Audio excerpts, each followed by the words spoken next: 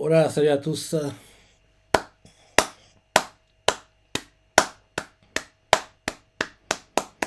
Très bon, je dis bien, très bon chapitre de Kingdom cette semaine.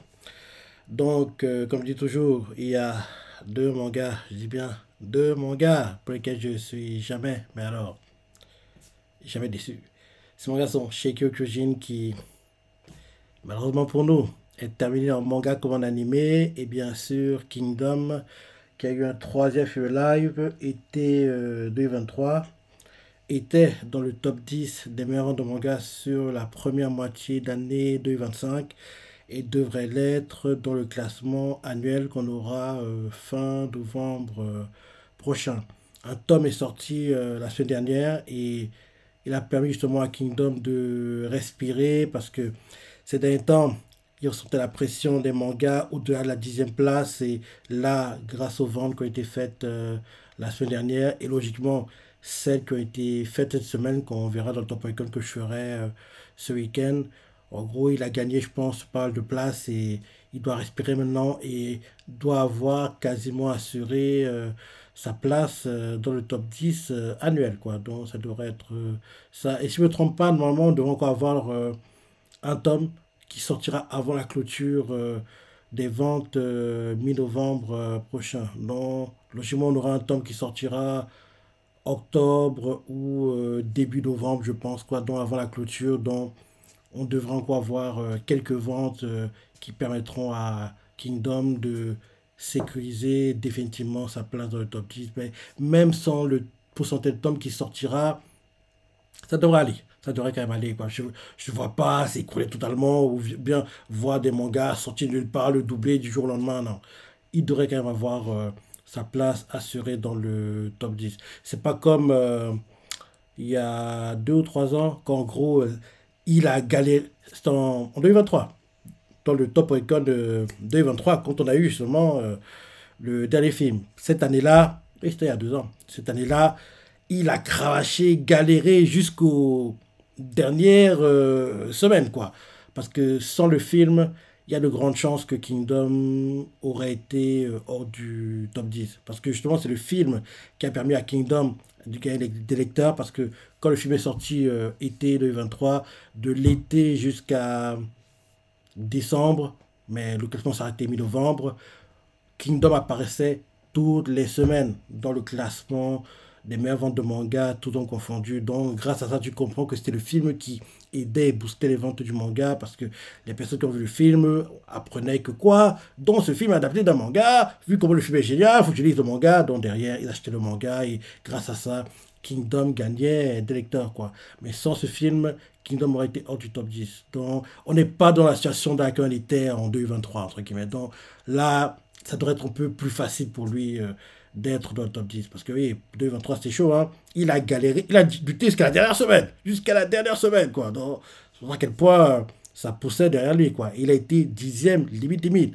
Là, pour 2025, il devrait être entre la huitième et sixième position. Ouais. Dans ces eaux-là, quoi. Donc, il n'y a pas de souci à se faire pour lui, je pense. Et bien sûr, comme tu le sais, on sait enfin qu'on va arriver la saison 6 tant attendue.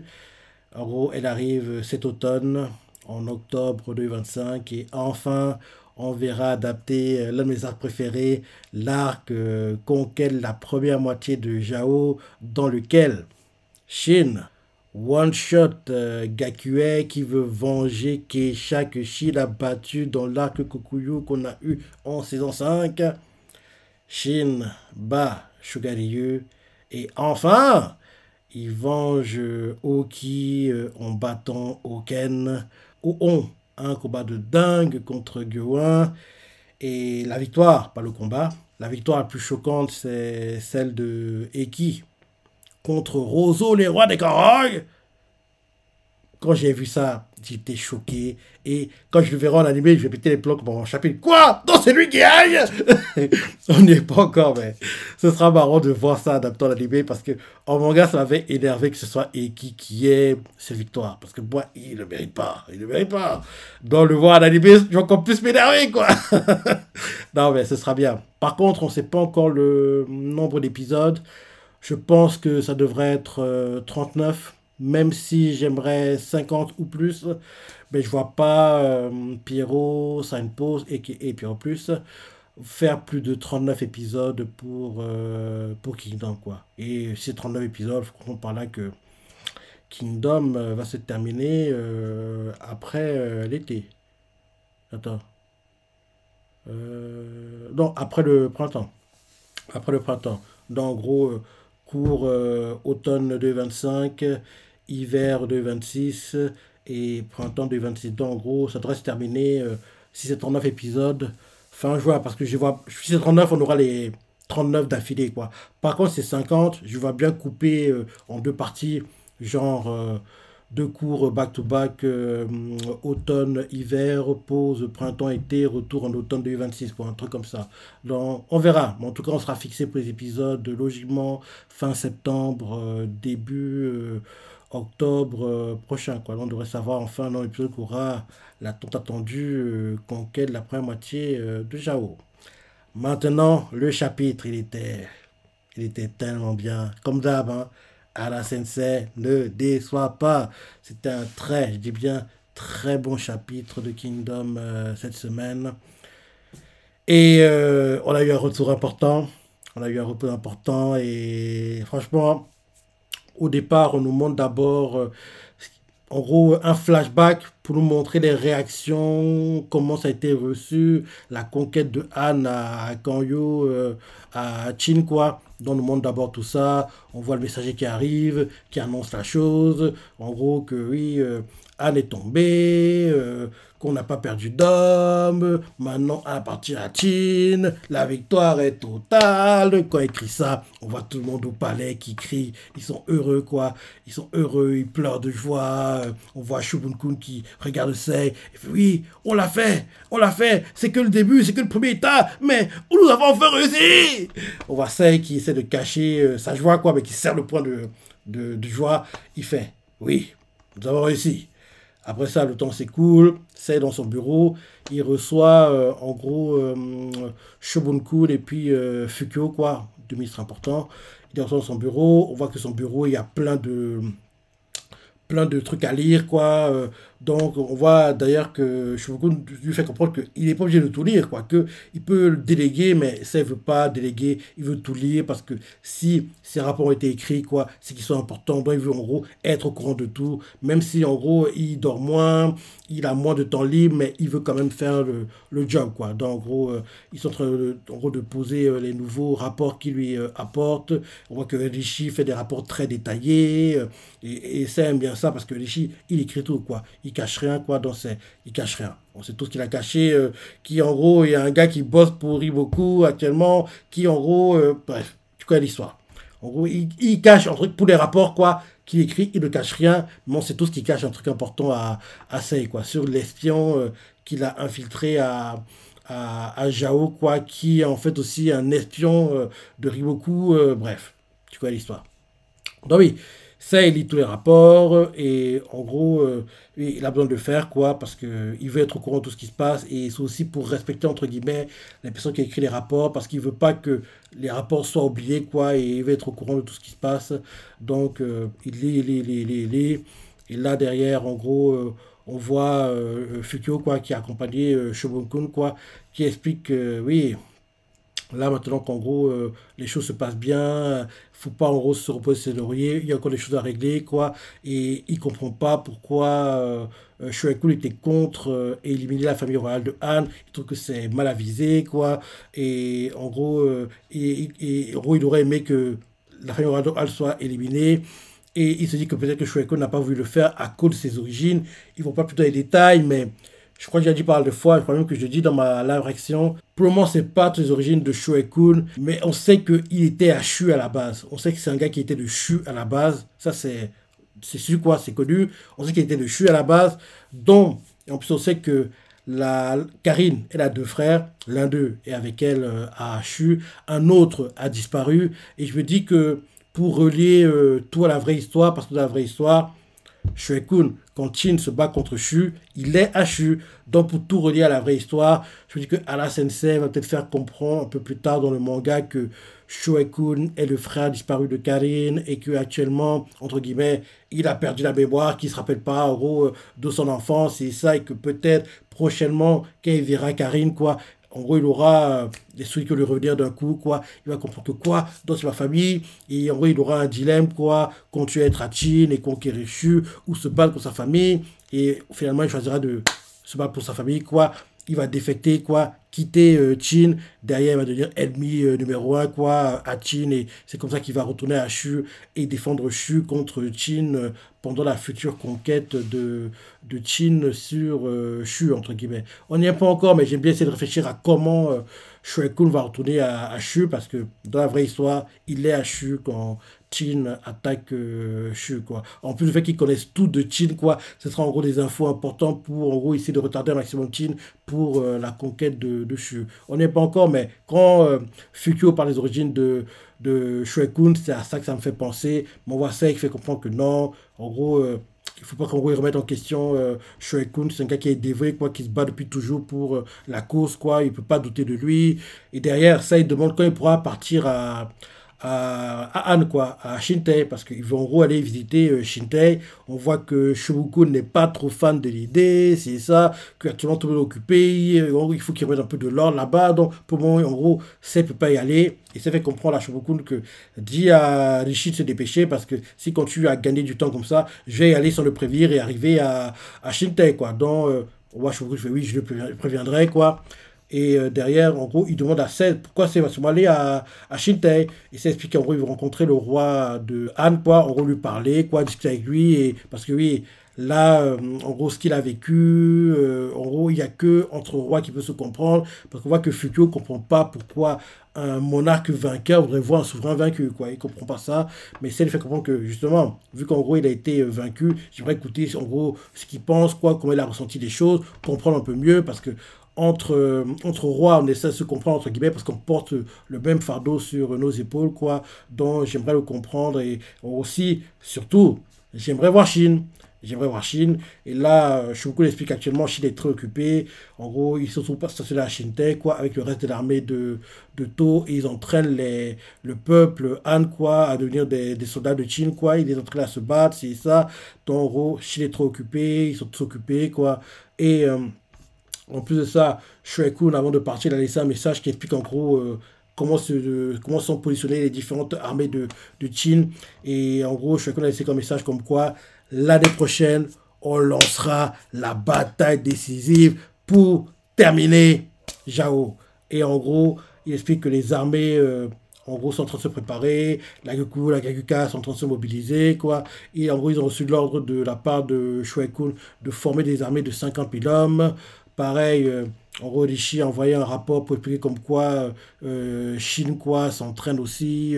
Les hommes restants de l'armée de To, pareil, ils s'entraînent aussi. Ils essaient de maintenir l'ordre à Han, quoi. Donc, ils s'entraînent. Et en gros, dès qu'en gros, ils seront très organisés, quoi, toute l'armée, quoi, va marcher pour aller à Jao, quoi. Mais pour le moment, ce n'est pas le cas. Et enfin, il reste deux armées, quoi, qui peuvent se déplacer. La première, c'est celle de Yotanwa. En gros, c'est expliqué que Yotanwa, elle a en gros conquis les Kanro, quoi, et les Kanro sont devenus des hommes, ces hommes, quoi, dont notre armée est encore plus grande qu'avant. Et là, actuellement, ils s'entraînent de façon intensive.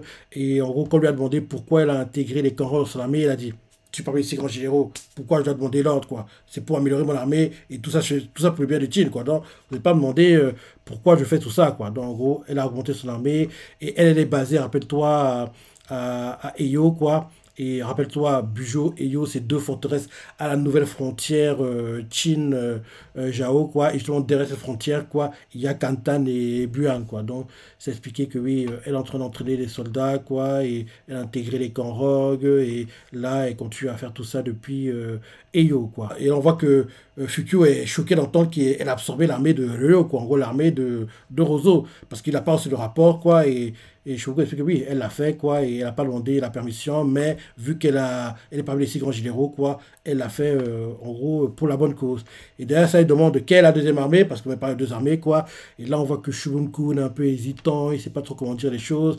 En gros, il explique qu'ils ont reçu une demande, quoi, pour de la deuxième armée, de l'armée qui était basée à Atsuyo. Et quand, en gros, au départ, dans le chapitre, ils essaient de faire le mystérieux, c'est ça, mais ce qui est le manga depuis toujours, tu sais que l'armée basée à Tsuyo, c'est celle de Osen, quoi. Mais au départ, ils font les mystérieux, c'est ça, il fait donc, tu veux dire par là que c'est? Et je me fais oui, c'est bien ça. Et en gros, ils sont surpris que, en gros, ils aient réussi à se reformer aussi rapidement après la défaite humiliante qu'ils ont subie contre Riboku, quoi.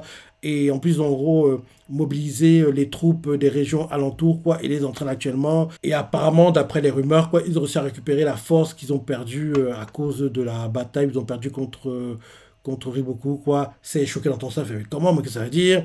Et là, en gros, on voit Shogun qui explique que, en gros, l'armée qui, en gros, a été décimée autrefois, quoi, l'armée de Osen est prête à rejoindre, en gros, les combats. Elle a été ressuscitée, quoi. En gros, Osen a ressuscité son armée, quoi. Et là, derrière, on change de point de vue, on demande Osen de dos, comme ça, les soldats qui s'entraînent. Derrière, il demande à un messager de réunir ces nouveaux 5 généraux, quoi. Et là, le messager va réunir les généraux. On les voit qui montent une colline pour le rejoindre. Lui qui est assis vers une table avec une cartographie militaire, quoi. Et là, on nous présente les généraux, quoi. Le premier nouveau général de l'armée d'Osen s'appelle Naraku. Le deuxième, Ankai. Le troisième, Shinsho. Le quatrième, à la surprise générale, So. Et le cinquième, Riju. Donc, So, qui avait laissé penser comme quoi il quitterait l'armée, ne réintégrerait pas l'armée, mais en fait non, il est de retour. Et je vous dis qu'il est de retour parce que même s'il a promis qu'il se battrait plus contre les gars de Shibasho, quoi, il veut quand même se venger, quoi, pour en gros la défaite humiliante qu'il a subie. Et si on retourne sur ce champ de bataille, forcément, il va le faire comprendre que, gars, vu que tu n'as pas respecté ta parole, on va t'éliminer. Il va faire, justement, je suis venu exprès pour ça. Donc, il veut en gros se venger de la défaite qu'il a subie contre l'armée de Shibasho, quoi. Dont les généraux saluent Osen, ils font « Les 5 généraux sont arrivés, Seigneur !» Et là, Osen fait « Bien, vous pouvez écouter moi. » On va tous debout, quoi. Et Osen leur fait « On a reçu un rapport, quoi, de Shueikun depuis Shintei. Tout a abordé sorti parmi les 6 grands généraux, mais c'est pas important. Ça, c'est pas important pour nous. Ce qui est important pour nous, c'est de commencer les préparatifs pour la future campagne contre Jao, quoi. Dont l'armée de Tanoa se déployée depuis Eyo, quoi. Celle de To, qui passera depuis Shintei, quoi, va nommer un nouveau commandant. Et pour le moment, on ne sait pas qui ce sera, mais je crois que j'ai ma live réaction.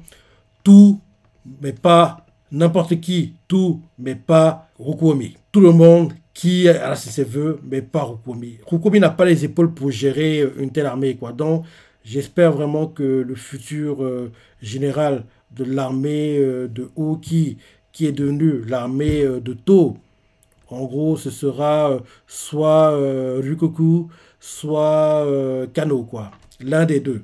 Ryukoku ou Kano, pour moi, ont les épaules, quoi. Rukomi n'a pas les épaules. Donc, j'ai hâte de voir qui va être choisi, quoi. Et logiquement, c'est To qui choisira, quoi. Il va le faire devant eux, quoi. Il va les réunir. Il va faire, les gars, je lègue mon titre de général de cette armée, quoi, à tel. Et j'ai hâte de voir la réaction de ceux qui pensent qu'ils auraient pu avoir la position, quoi. Donc j'ai hâte de voir quand ça va arriver, mais logiquement, il va choisir soit Ryukoku, soit Kano, l'un des deux. Je ne vois pas choisir Rukomi. Et pour moi, Rukomi, c'est le plus incompétent, c'est le moins compétent, entre guillemets, de tous, quoi. Donc, en gros, Osen explique à ses hommes, quoi. On va, en gros, nous, on va se préparer. L'armée de Tanoa va se déployer depuis Eyo, quoi. Celle de To, en gros, avec un nouveau commandant, quoi. Accompagné de Shintai, quoi, partira depuis Shintei, et enfin la Goku et la Gakuka, ils vont avancer vers le nord, arriver au nord, ils vont se séparer ensuite, quoi, la Goku ira vers l'est, et va participer en fait à ses campagnes contre Kantan, quoi.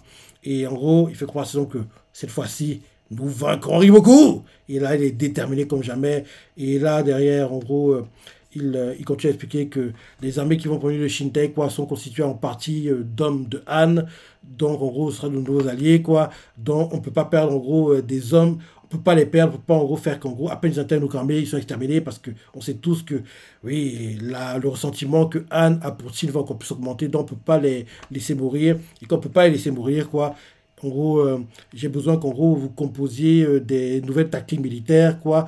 Et là, vu qu'en gros on a plus d'hommes, quoi, plus de contingents, on va en gros être un peu plus audacieux qu'en temps normal. Donc quand tu entends tout ça, tu comprends que les stratégies très minimalistes, entre guillemets, très peureuses qui jusqu'ici Océan a tout utilisé, il ne le fera plus.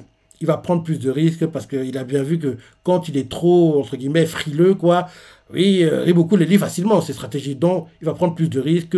Et pour prendre plus de risques, il a besoin que des personnes lui donnent d'autres idées que les siennes. Parce que les siennes, elles ont été contrées par Riboku, quoi. Donc, il a besoin qu'en gros, ces généraux qui sont très stratèges, quoi, Shinsho et Luji, quoi, établissent 10 stratégies différentes, quoi, lui apportent et derrière, il va les lire et voir en gros celles qui pourraient être utilisées et celles qui ne pourraient pas être utilisées. Derrière, il explique que les 3 autres généraux vont se concentrer sur la logistique, quoi, plutôt que d'entraîner les soldats, parce que oui, maintenant, en gros, ils sont assez bons pour, en gros, s'entraîner eux-mêmes, quoi, parce que là, maintenant, vu qu'en gros, on va bientôt aller en campagne, il faut qu'on se focus sur, en gros, la campagne, il faut qu'on agisse comme si on était déjà en campagne, même si c'est dans un an, quoi, il faut qu'on agisse comme si on y est déjà pour, en gros, avoir l'état d'esprit, la mentalité, pour, en gros, tout casser, entre guillemets, quoi. Donc, quand ils partent, il appelle So et il demande à So ce que So pense des généraux, quoi. Des généraux. Et So explique que oui, il est heureux de voir qu'il y a encore des gars talentueux dans l'armée, c'est ça, et que leur niveau n'est pas plus bas que ceux qui étaient là avant, quoi. Et en gros, il a été surpris d'apprendre qu'il y a encore de tels généraux dans l'armée, mais il sait que c'est grâce, en gros, au travail de recrutement, de formation que OCN a mis en place. Donc, c'est grâce à lui qu'en gros, il y a encore des personnes aussi compétentes dans l'armée, quoi. Donc, et il est aussi très surpris à quel point ils ont réussi à récupérer la défaite contre Riboku, quoi. Il est très surpris par rapport à tout ça. Osen voit que So n'est pas aussi souriant qu'en temps normal, parce que oui, So est très sérieux et c'est pas le genre du perso. Rappelle-toi, celui qui était tout le temps sérieux, c'était Denrimi, mais comme tu le sais, il est décédé maintenant. Donc en gros, voir que en gros So a un comportement à la Denrimi, ça interpelle Osen. Il est vrai que So redevienne le gars jovial, souriant, c'est ça, mais vu tout ce qu'il a vécu récemment, c'est ça, il n'a pas vraiment la tête à être comme ça. Et en gros, il aimerait que So retrouve l'état d'esprit qu'il avait avant, quoi. Et en gros, s'il retrouve cet état d'esprit-là, il pourra aider au moral des troupes, quoi. Et là, on voit So qui s'excuse, quoi.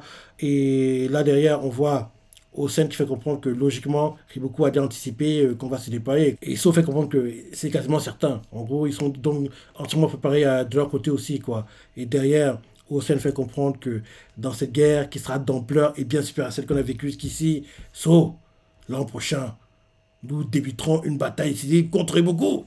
Et là derrière, c'est la fin du chapitre et So fait. Oui.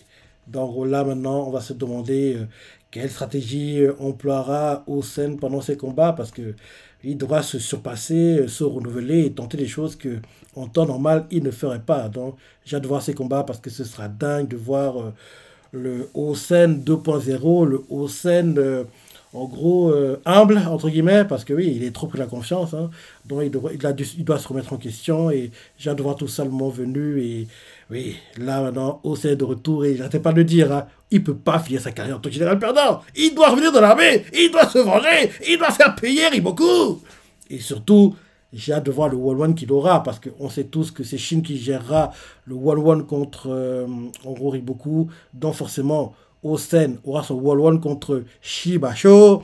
Et j'ai hâte de voir Shibasho briser le casque de Osen. Et enfin, on verra le visage à découvert de Osen. Je me dis même que le casque va se briser comme ça, quoi. On aura genre une trace vers le front, le sang va dégouliner vers le visage, quoi. Osen en sang, Osen aura un combat à la vie à la mort, parce que depuis le début du manga, je crois que j'ai répété par deux fois, Ala Sensei l'a trop protégé, il lui a trop évité les one-one, et là, il n'aura pas le choix, il devra en faire un. Il ne pourra pas léguer le one-one de Shibasho à l'un de ses nouveaux généraux, quoi. Il devra le gérer lui-même, quoi. Et j'ai hâte de voir ça le moment venu, parce que Osen en one-one, c'est jamais vu. Et il est temps qu'on le voit. Il est temps qu'on le voit parce que je me dis qu'il doit être bon quand même, parce que, pas déconner, vu la carrure qu'il a, c'est ça.